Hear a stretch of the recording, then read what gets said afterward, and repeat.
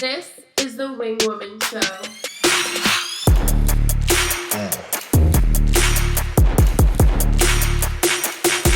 you ready? You're listening to the Wing Woman Show. Today's guest has probably dipped her toe in a little of everything underneath the sun. So I am so excited just to dive right into this episode. And thank you so much for joining us today. Thanks, Morgan. I'm so happy to be here. This is very exciting. Yeah. So walk us back to the very beginning of your journey and how you kind of got started in this world. Yeah, okay, absolutely. And cut me off if I take too long, because No, I'm a chatter too. okay, because I've been here for like 4 decades on the planet, so it's a little bit of a story. But so I always wanted to write. That's always been a passion of mine. I remember ever since I was a little girl. I mean, I still have these notebooks. It's so funny now, but I remember I used to like in 4th and 5th grade. Remember those like Lisa Frank? I don't know if they're like, people who don't know. I used to do and write these like high school romances in class and stuff, and I'd have like chapter novels of like these huge high school romances. Ever since I was little, and I always thought it was something that I would get into, but my family didn't have a lot of money, and my dad and my mother was a school teacher. My dad and my mother always pushed me really hard. You know, you need to get a real career. Right. This is like, so I'm like an 80s baby. So it's so different now. And people growing up now I feel like it's such a great golden age for living your dreams. But back then it was very much, especially as a woman, as a girl, it was, you know, you got to go to college, you got to get your degree. And even then there was a push to go afterwards and go to grad school, or for me, it was a law degree. So even though I really wanted to write, like that's what I always wanted to do. And even in college, I took writing classes and I took film class. I've also always been in love with film. My family, like we just weren't in a place economically at the time for me to just say, okay, I'm going to like go take off and move to New York and like try and find a writing career. It just wasn't an option for me. And so I think I remember sometime around senior year, my mom kind of brought up the idea of law. And that might be a good thing for me because I loved writing. So, right, it incorporates totally different kind of writing. Right. But it does incorporate writing. And as a kid, I was very theatrical, which I think is why I love film so much. Right. And there is a lot of theater. I was a child litigator. So there is a lot of theater and theatrics to the courtroom. So my mom kind of put the idea of law in my head and it kind of sat there. And then when I was in college, I wound up doing, because I still had the creative idea, I wound up being a journalism major because I wasn't really sure. And I remember someone had said, oh, public relations and journalism, at least it's writing. So you know, you can do anything for law. You can do any undergraduate degree. So I did that. And then my mom actually was diagnosed with cancer when I was in high school. Oh gosh. And then, yeah, it was a very rough period of my life. I remember I wanted to graduate early. So my mom could see me get my diploma and everything. So I did college in 3 years and I went straight to law school, into University of Miami Law School. And then it's funny, I actually fell in love. I didn't think I would. I fell in love with law in law school. I just thought it was like such a fascinating area. Yeah. And I loved learning. And for the first time, everyone was really into learning. So I thought, okay, maybe I could do this. And maybe I don't need to be a writer. Maybe maybe this can be the creative outlet. And I actually wound up gravitating towards entertainment law because I thought, interesting. Yeah, I was like, oh, this could combine everything. And this is kind of a funny little story, but I wound up working at Miramax. So like way before this Harvey Weinstein thing or whatever, I was there. I did a semester there my last year of law school. And that was a very interesting experience. And I realized I love film, but I don't think that I want to do entertainment law anymore. You did not like it that much. And it's funny, my boss I still keep in touch with my old boss, and he was amazing. I was in business affairs. And I loved the experience, but entertainment law is very different from like general commercial litigation and like big life. They're completely different, like just the way that they're organized and the systems in place, it's just totally different. It was very much like, I wouldn't say the Wild Wild West, but it was a lot more free. The Wild Wild West. It was a lot. I mean, this is like, not that there was anything that happened, but it was just like all of that. it was a little, there's kind of like the boys club thing going on, and it was just Yeah. it was just different. Like, it was fun and it was creative, but it Right. was definitely ruled by the creatives and not by the law and the legal Mhm. side. And I was like, I don't know that I'm ready for this yet. Right. Right. So I wound up going big law firm life, and I was at a fantastic law firm where I was for the whole span of my career, over 10 years, same law Oh firm. my gosh. I wound up doing litigation. I did a bunch of different stuff. And then, funny enough, after like year 3 or 4, the writing bug hit again. And I was like, this law thing is great and it's paying the bills, but I gotta somehow get back into writing. This is not So fulfilling. throughout law school and all of that, were you reading a lot? Did you still have that creative side, or you were like, no, I'm a lawyer now? No. So and it's funny if anyone's listening who's a lawyer. Ever since I was a little girl, I loved reading. Same thing as the writing. I had no time. There was like no time to pleasure in law school. And then I remember my first couple of years working. I was at I don't know if I say the name or not, but anyone who can Google me and find out. I was at one of like the top 10 big law firms. Yeah. Fantastic experience. I only have great things to say about it, but definitely hard work. And I didn't even own a TV for the first 2 years. Oh my gosh. So there was no book reading and there was no TV. No, there was none none of that. There was nothing creative going on. So that's why after I think it was my 4th year there, I was like, I'm missing something. I think other people listening to your podcast who are creative and maybe still stuck in a professional career will relate to this. There's this thing inside you that feels like it's almost dying, that you have to get back in touch with that side of yourself. And I wound up, the people I worked for were amazing, and I wound up taking night classes. So I went 1 day a week on Wednesday nights. I went down to, I was in Dallas at the time, to Southern Methodist University, to their continuing legal education, or not legal, their continuing education class for writers. And I took, for 2 or 3 years, I took every creative writing class that they offered, and I started writing my first book. So you were still at your day job at the time? I was, and it gets a lot better practicing law the older you get. Maybe not age older, like seniority older in the firm, and you start to get a lot more freedom once you hit about mid-level attorney. So I was still working crazy hours, but I could control the schedule more. And I'd go home, and I'd be home at 10:30 at night, and I'd open up my little laptop and put away the work laptop, open up my personal one, and I was and I wrote on the weekends, and I was just a little writing machine. So that's the first half. We could talk about when I left the law job, but that's kind of, it's always been a thing for me, the creativity. So was it hard for you to leave your law job and kind of leave that side of you?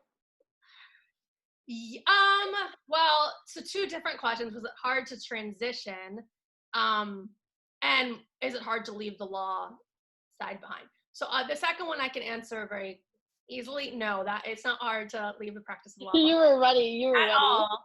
I was ready to go. And we can talk a little bit later about some cool things I'm doing now. Law and creative writing, but I don't miss practicing law at all for clients. There are some aspects I definitely miss, like the teamwork. I love people and the collaboration, and I really loved my clients and helping people. I miss that, and I've kind of gravitated towards that in the last couple months for something new that I'm about to launch. But leaving the law job itself was incredibly difficult. And I'm in a lot of women entrepreneur groups, and we talk about this a lot because everyone's in a different place in their life. And some women are still in their professional careers looking to make a jump. And this is one of, and I know you know this with Wing Woman Brands. I mean, this is one of the areas where I don't know if if men struggle as much as women, but women definitely struggle with this. And for me, I feel like my entire life value system and existence was all tied to being a lawyer. And I was like, if I'm not a lawyer, I worked my whole life, right? A professional degree, a JD, everything. If I'm not a lawyer, then what am I? What do I tell people when I meet them? What do you do? So my entire identity was tied into that. It was extremely difficult. And I'd saved a lot of money, so I had the financial cushion to do it, but I didn't have the mental strength, I think, and the emotional confidence to do it. And I actually, and I know that because I know that this is part of what you do. And it's such a great service to people in this position. I actually wound up hiring a life coach, which I never thought I would do. Yeah. Because it seemed like such, like, it's just not, I'm very like type A, like, can I see it? Oh, Can I of feel course. it? Yeah. Life coaching seems like hokey, like crystals and metaphysical. I don't know. It just Right. wasn't something that was ever in my wheelhouse of something that I would ever want to do or need. And a friend approached me and she was doing it and she knew that I was struggling with leaving. And she said, why don't I, she was just starting her coaching business. So why don't you work with me? Let's work together for a few months. Mm-hmm. Because I'm trying to get clients anyway and learn how to do this. And you're really struggling with this. So let's see. And it was actually one of the most incredible experiences of my life. And I don't think I would have been able to make the leap without her. So I'm That's like a so firm great. believer. Yeah, I'm a firm believer in coaching and what you do as well, like supporting people, because it's a very difficult and on so many levels. Like I said, also I struggled with, so my mom had passed away. Oh my When I was gosh. in law school, uh, and I struggled with, I think, pleasing my father in a lot of ways, like because he was my last parent alive, and Mm-hmm. he really wanted this for me, this professional trajectory, and he was really proud of me at the law firm and how I was really successful at the firm I was at. And when I told him I think I want to leave and go into writing, that was a very big moment for me and building up the courage to do that, even though I was Oh like my gosh, yeah. even though I was like a 30-year-old woman, like disappointing my father, but he was actually incredibly supportive. But yeah, I think I like what you do, I think is super, super important for women making the jump. But yeah, the jump was Yeah. difficult and took a lot of time. I think But people don't realize when they go to launch a book or to launch some kind of product, the emotional side of things, of putting yourself out there. There's so many roadblocks you don't realize that you carry on a daily basis. absolutely. So we're really lucky because a lot of our clients are women who are juggling very demanding careers in TV and on media. So like we handle the entire side of like their passion project brand. So like whether it's like doing all their email strategy, marketing strategy while they're like still working their day jobs for their book. But yeah, it's like such a special thing to be able to carry out that big dream for them while they're still like situating their personal life so that they can fully step into it. It's like the best thing I could have ever like even imagined for myself. I love doing it. Yeah, and I love that you're helping people do that because no, it's funny, you wouldn't think, and I think making a transition just from, and I don't know because I never did this. Like I said, I was at the same firm for like 30 Right. years, but I'm sure there's something to be said for making a transition from one professional, one law firm to another, or a law firm to in-house. I'm sure there's something there that you've got to wrap Right. around. But going from a professional like career that you've been doing for a very long time that you're very good at, that's financially stable, to saying, okay, I'm going to try this thing that I don't really know how to do. There's no like formed career path for success, because really, Right. like no one knows who's successful as a writer. There's Exactly. not like a track record. So, and making that leap there's so financial, emotional, getting your family prepped for it, and there's a lot. Yeah, so when you were making that transition, were there times of like imposter syndrome where you felt like, what the heck am I even doing? All the time. It doesn't go You away. did? All the Yeah. time. All the time. Doesn't go away. And I feel like I wish that I was thinking about this yesterday because a lot of the people that I do work with are role models for other people who are like stepping into a transition or just growing up in that industry. And I wish I could tell people that everyone has those feelings, like still. Everyone still needs like that person in their life cheering them on and like supporting them through the project. So I think that's good for our listeners to hear that even though you had the financial safety net and you had taken all these classes and you were kind of like in between both worlds for years, like you still had those feelings. Yeah, and it's funny, even now we can talk a little about these courses I'm working on, and I'm Right. an intellectual property attorney for over a decade. Like I know what I'm doing. And Yeah. even that, I'm like, oh, teaching a course I've never taught. I mean, I used to teach CLEs all the time to lawyers, which is way more intimidating than putting out an online Oh my course. gosh, yeah. Oh, an online course. Can I do this? Do I know what I'm doing? But I think everyone has it. Everyone has the imposter syndrome, no matter how long you've been doing it or how confident you are as a person. It's Right. just there. Right. So now, what is something that maybe not a lot of people know about your day-to-day life now in this new passion that you're living, this new passion career.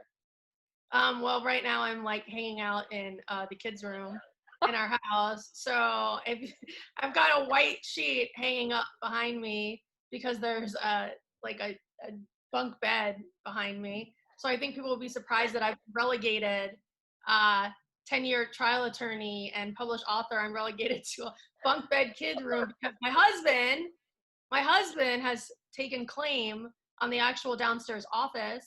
We've rented a house, so it's only like 2 or 3 rooms, and he runs a pretty successful tech company. And Mm-hmm. so I wonder if other women that you coach struggle with this. There's definitely like the female male dynamic in my family. Oh We're yeah. like very type A people, and because I'm a writer, which is not a CEO business person anymore, he will get dibs on the office downstairs because he's got a Zoom call with like 200 people. Oh gosh. And so the writer is upstairs. So if I was still a lawyer at my law firm, I might have the downstairs office, but the writer is upstairs. So I think a lot of people would be really surprised about that. I definitely come off as a very strong, gung-ho female powerhouse kind of a person, but I let my husband have the downstairs office. Yeah. I guess secrets to having a successful marriage, sometimes you have to Right. Well, especially in these times when literally everyone is still working at home too. Yeah. 'Cause this Yeah. episode will live forever, and then in like 2025, they'll be watching this and be like, "What are they even talking about?"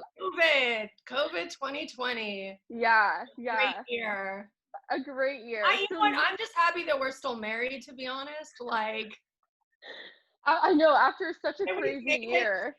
we've made it so far through the COVID year, which is a huge accomplishment. So I guess if I'm stuck upstairs in the bunk bed kid room, it's not that bad. It's not that bad, yeah. And at least you have a sheet too At least I to have a hang up. sheet. At least you have a sheet.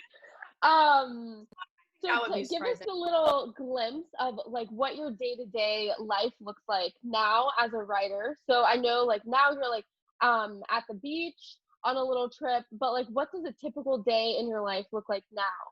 Yeah, so it changes depending on what I'm working on. So right now I'm about to launch my second book, which is called Ski Weekend. It's a YA thriller. I describe it as The Breakfast Club Meets Alive, a group of teens on a weekend ski trip to an area called Mount Sierra, which is like the Sierra Nevada mountains. They get stranded on their way, and it's a little bit of who lives and who dies in a survival dynamic. And it's going to be published in October 2021. I'm super excited. Ooh.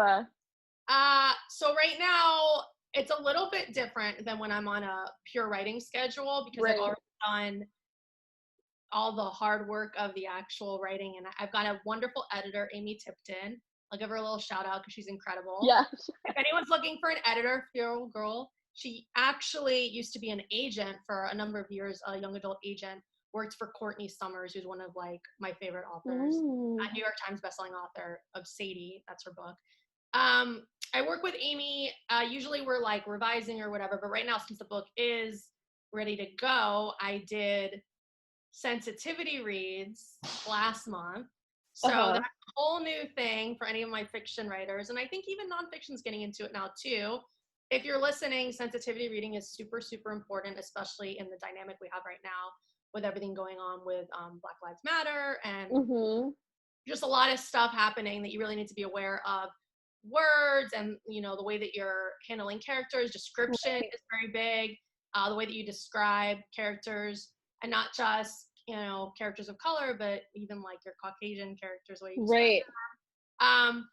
So that's a whole thing you have to be very aware of. So I actually hired, so I've got a Black male teen and I've got a Chinese American female teen. So I hired people that can read for those representations. Right, yeah. So working on, it's a really actually interesting experience. Yeah. And so I was working on turning those edits. So basically, you know, you send them, they sign a contract, lawyer, I make Yeah. not everyone does that, but that's how I run my business. Right.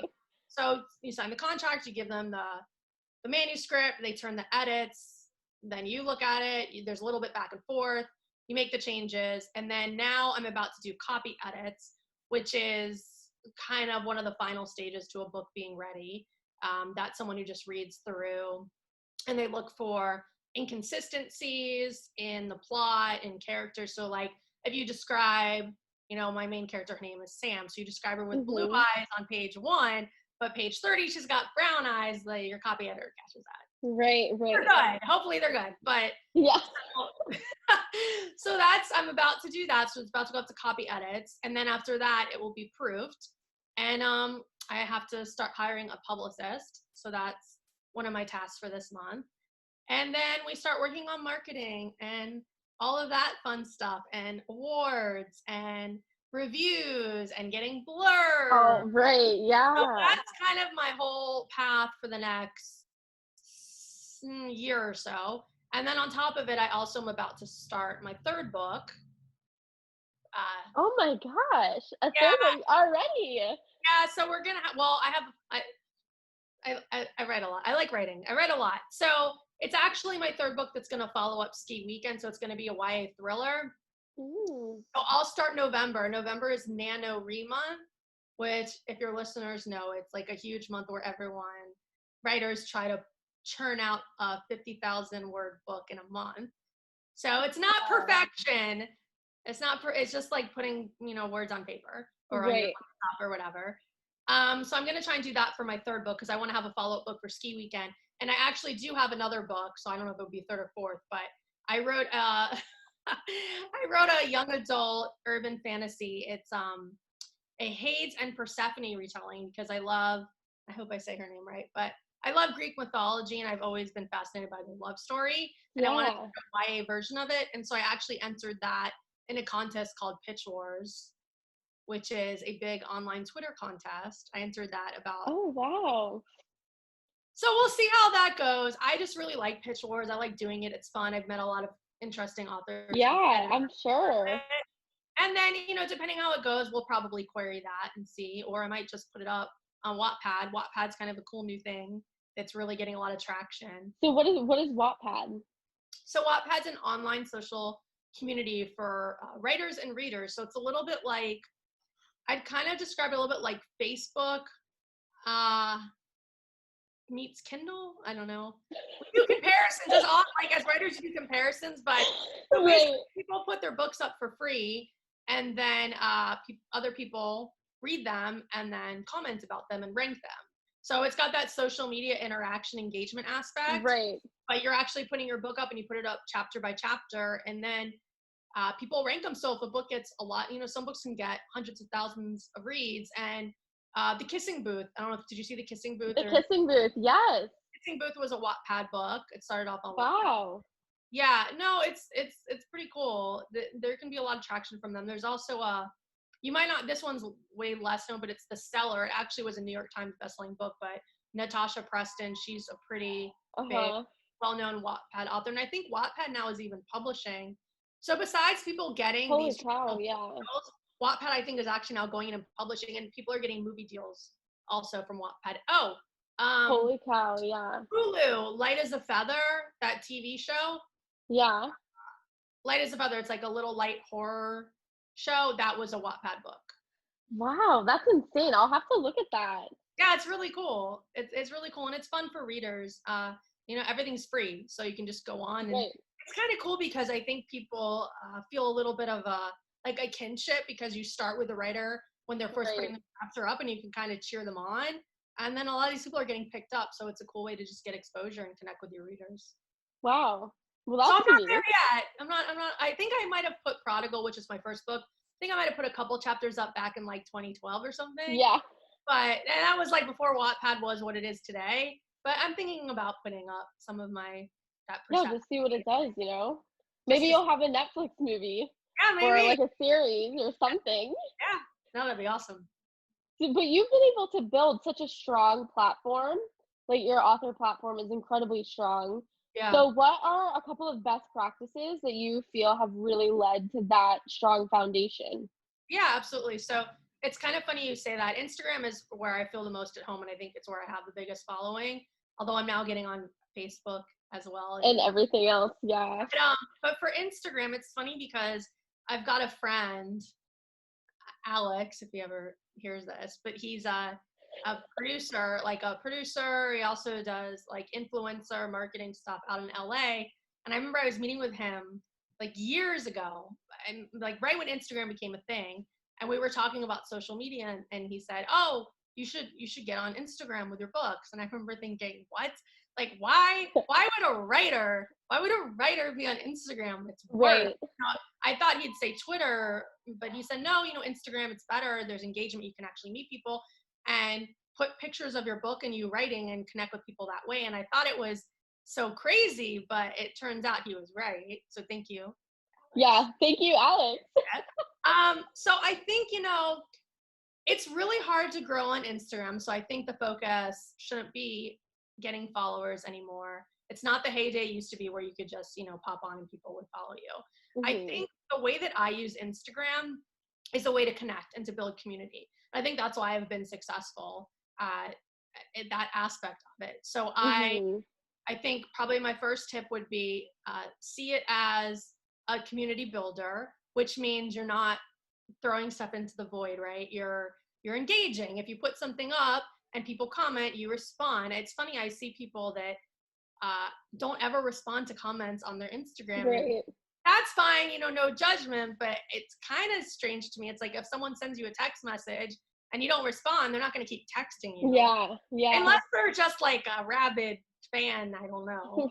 But it seems like there should be a give and take, and people don't know that. So my number one is use it almost the way you would with email or text messaging, and that if someone's reaching out to you, you should reach out back, right? It's polite, and that's how you build a relationship.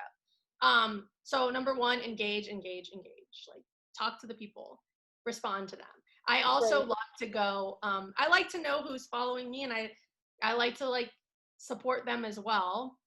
So going back, so not only commenting, but I think my number 2 top tip would be getting curious about who's following you and who's supporting you, and trying to do the same for them, right? It's like a human connection. Right. So yeah.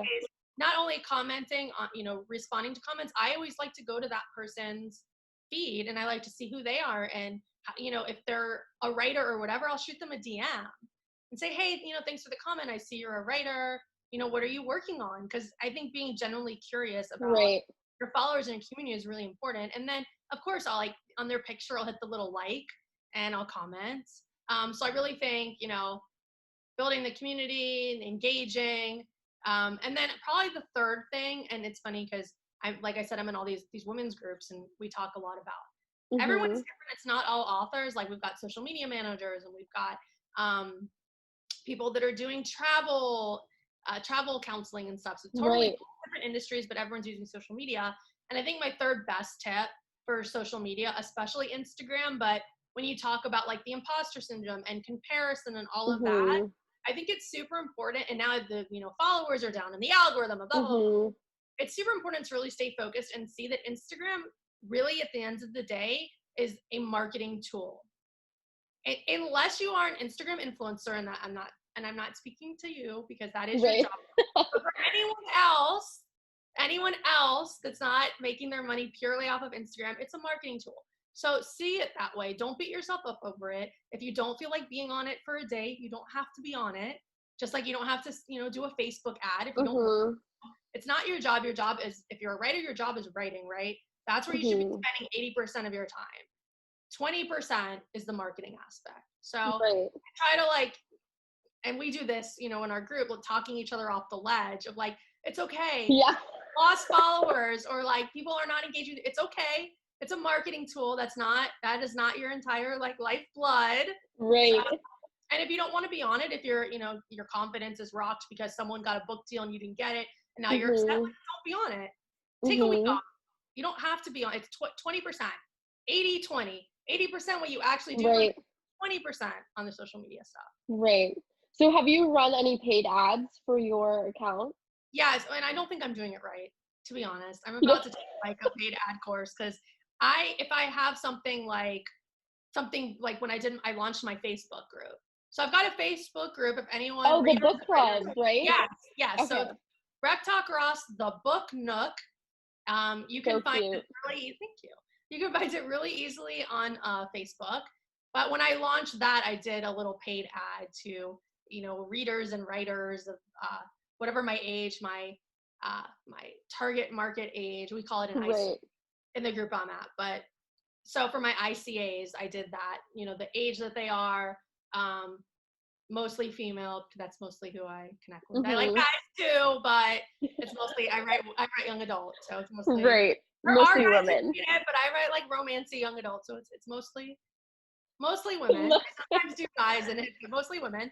And then locations and all of that. But to be honest, I don't think I'm doing it the right way, and it's been on my list. You ask what I do in a day, so like one of the things is I also do training and courses. I do those on Sundays, so that's Oh one.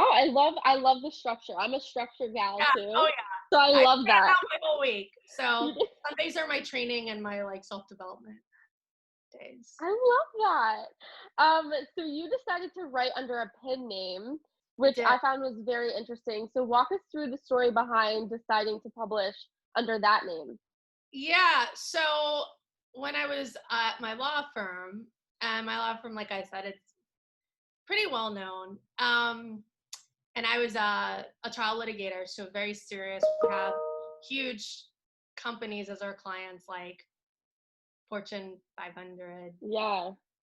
Um, when I went to approach my law firm, I was publishing my first book, Prodigal.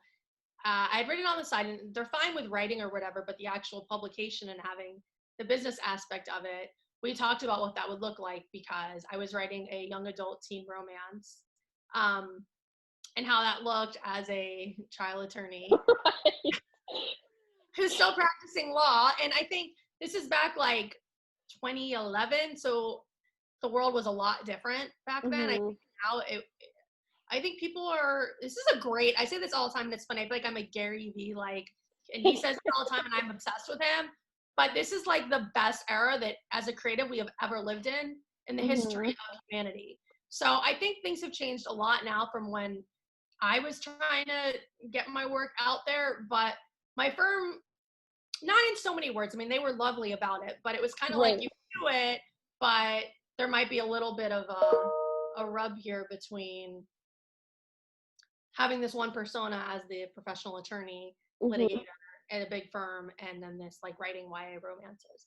So I decided to do a pen name, and it was just a funny conversation with my brother, who's like my best friend. We were throwing out names, and my mother, her maiden name is Ross, so like it was kind of an homage to my mom, is the Ross part, and Rektok is just my last name, Kocher, spelled backwards with like one word flipped out, like one letter flipped out.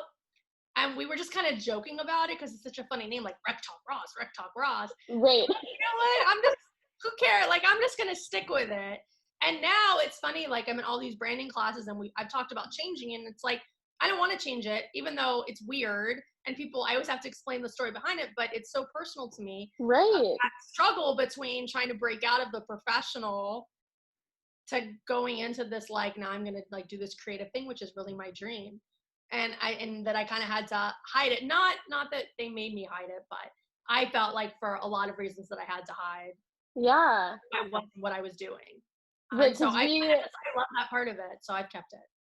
I love that, and it's so similar because we have another client who she's in media, and she has a pen name as well, and she writes under with her mom's maiden name, as her last name too. It's kind of like a separate persona too that you can like step into and like live your best self through. So I love that you did that. No, I mean, I have struggled. Some people are like, just, it's Leonie. Like, your name's pretty. Just use your name. Like, no, I'm very attached to it now. And it has that sentimental of like that journey that I made. Well, and I even like for me, like I remembered it so easily when you like popped in my inbox or like when I saw you on Instagram. It's so easy to remember because it's unique.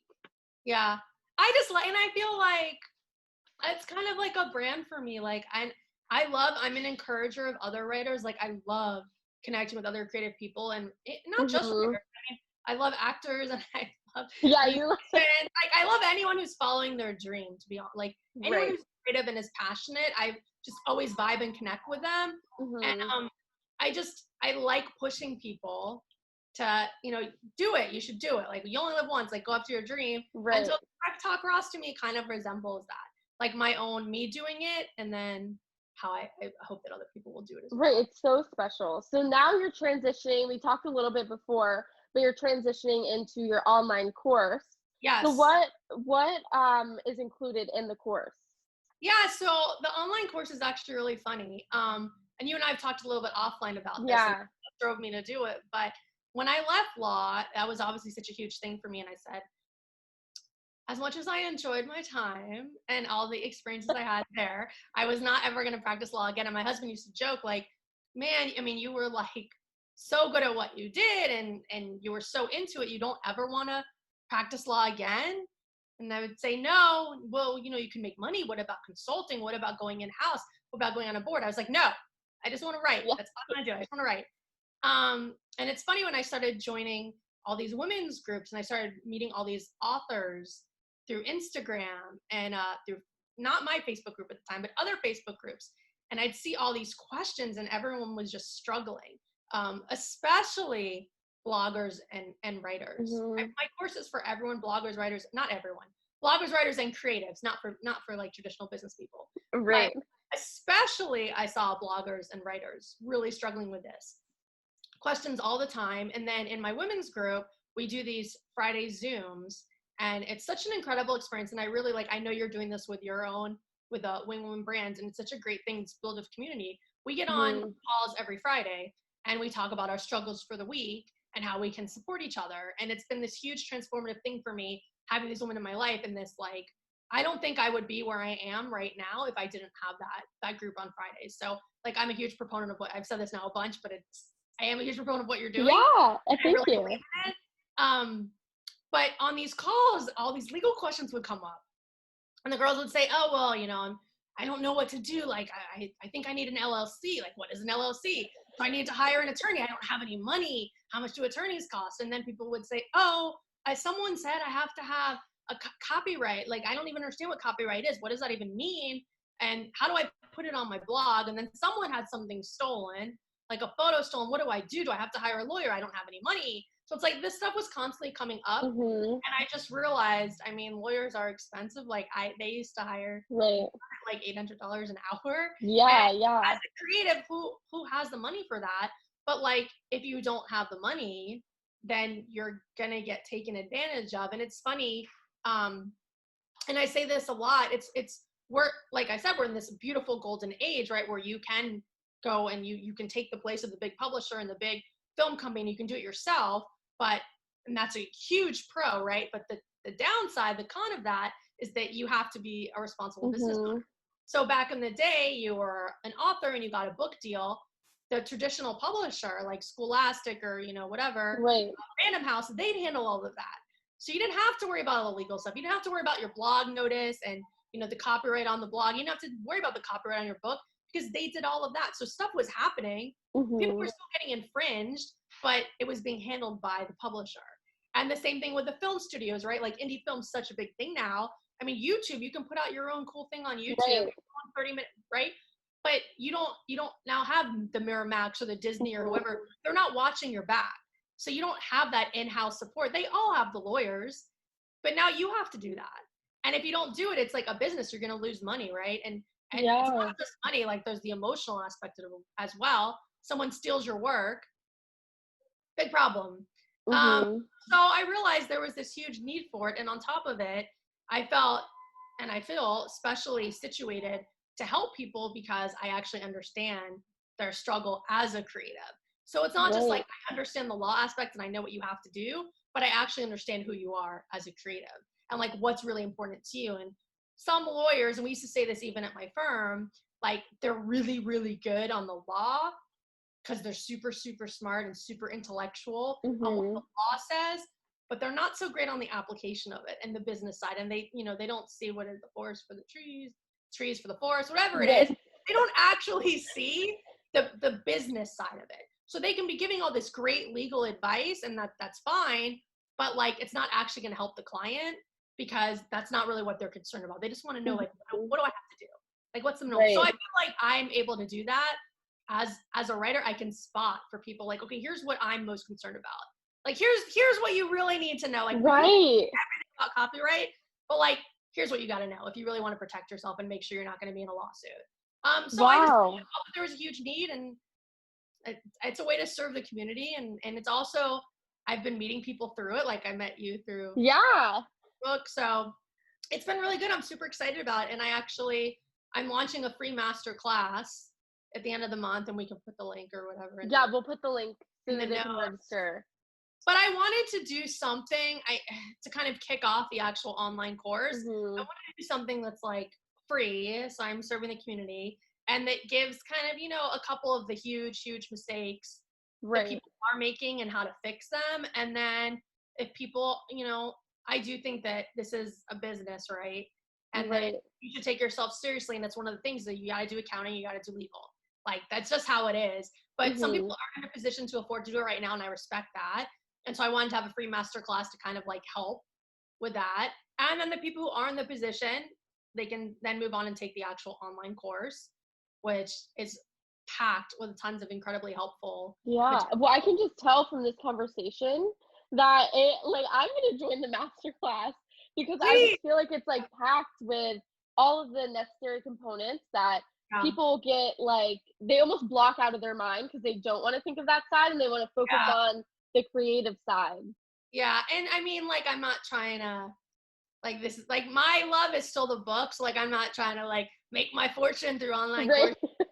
But I did think, and it's like a quarter of what I would charge for even an hour on the phone. But Right. I thought, I really do want to help people. That's like one of my passions, is helping writers. And I even when I was at the law firm, it's so funny now looking at like the trajectory of my career, but I used to actually volunteer at in Dallas, there was a pro bono organization that focused entirely on artists. I did the same thing when I Oh was wow.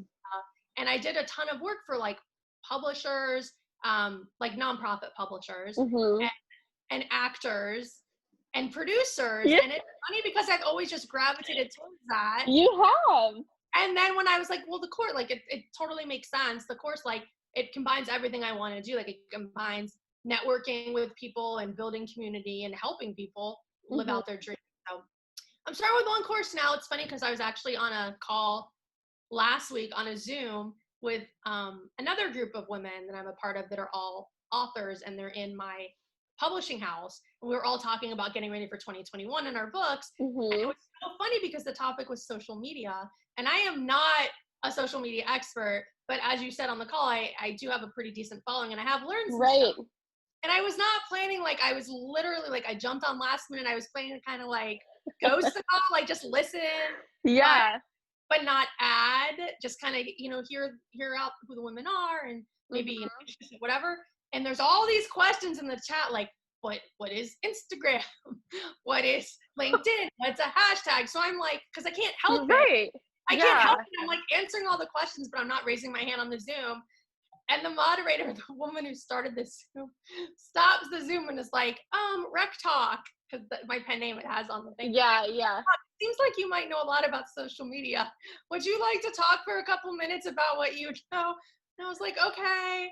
And after that, I'm like, well, man, maybe I should do Maybe a that's social nice. media, because I feel for these women that, like, it is. I mean, 10 years when I started in like 2012, it was super. Right. It is still, even like learning TikTok, Yeah. learning a new social media is overwhelming even now for me.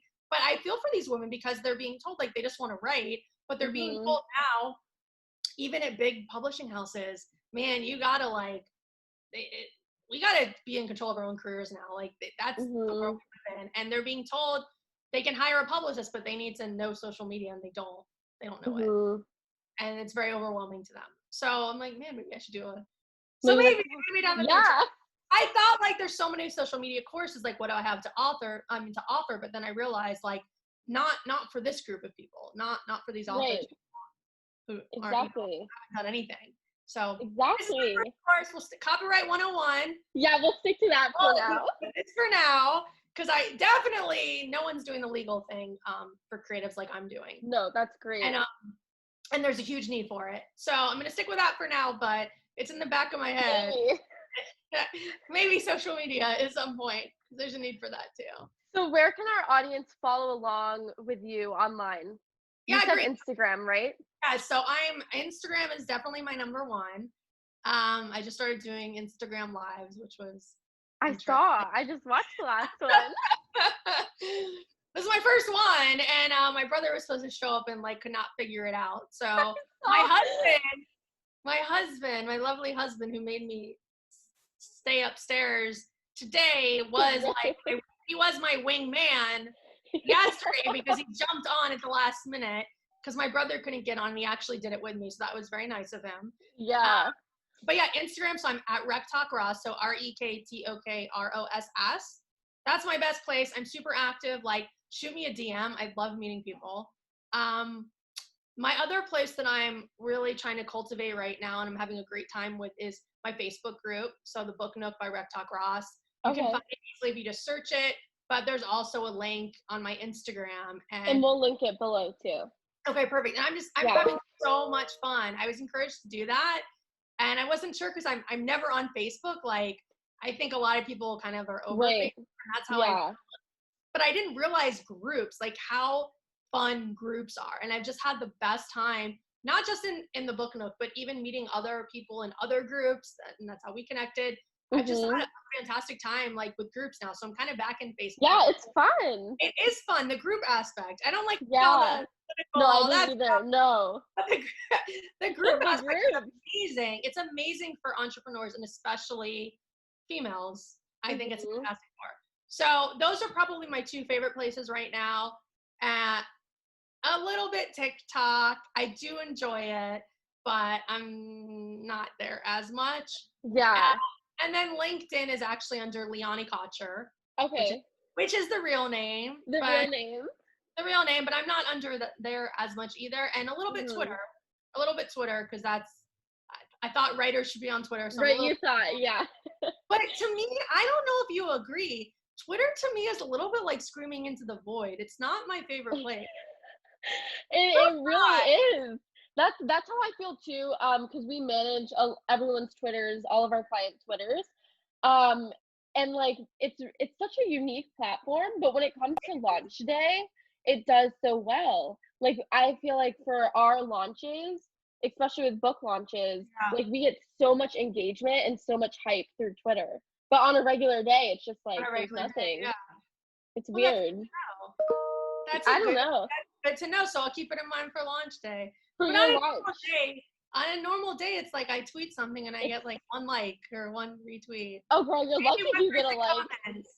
Yeah, you're lucky then. It's really weird. It's really weird. I mean, I do love it for like, I've connected with some really incredible writers on it. Like, I almost see it as, I don't know if this is right to say, but like as a stalking tool. Like, I love to connect with people on it. Right.